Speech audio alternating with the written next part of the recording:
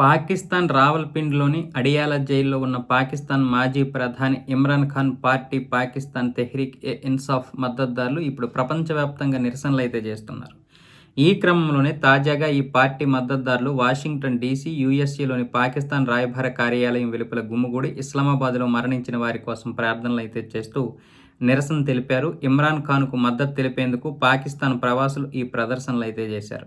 అంతకుముందు పీటీఐ మద్దతుదారులు ఇమ్రాన్ ఖాన్కు మద్దతుగా కెనడాలో కూడా ర్యాలీని చేపట్టారు. పాకిస్తాన్ నియంతృత్వ పాలనకు వ్యతిరేకంగా ప్రపంచవ్యాప్తంగా 60కి పైగా చోట్ల నిరసనలు తెలపడం విశేషం. ఇప్పటికే పాకిస్తాన్ ఒకవైపు బలూచిస్తాన్ సపరేట్ దేశం కావాలని అక్కడ అల్లర్లు చేస్తూ వాహనాలని హైవేల మీద తిరుగుతున్నటువంటి వాహనాలను ఆపేసి అక్కడ కొందరినైతే చంపేస్తున్నారు. మరికొన్ని దగ్గరలో రైల్వే స్టేషన్లోను అలాగే పబ్లిక్ ప్రదేశాల్లో బాంబులు పెట్టి చంపుతున్నారు. మరోవైపు షియాలు, సన్నీలు ఇక్కడ కుర్రం గ్రామంలో ఆఫ్ఘనిస్తాన్ బార్డర్ దగ్గర ఉన్నటువంటి కుర్రం గ్రామంలో షియాలు, సన్నీల మధ్య పడక దాదాపు 100 మందికి పైగానే చంపుకున్నారు. ఇప్పుడు 100 మందికి పైగానే మరణించారు. ఇప్పుడు ఇలా పాకిస్తాన్లో అంతర్గతంగా జరుగుతున్నటువంటి గొడవలు అన్నీ ఇన్ని కాదు. ఈ గొడవలనైతే ప్రభుత్వం కట్టడి చేయలేకపోతుంది. మరోవైపు ఆర్థిక మాంద్యంతో తల్లడిల్లిపోతుంది.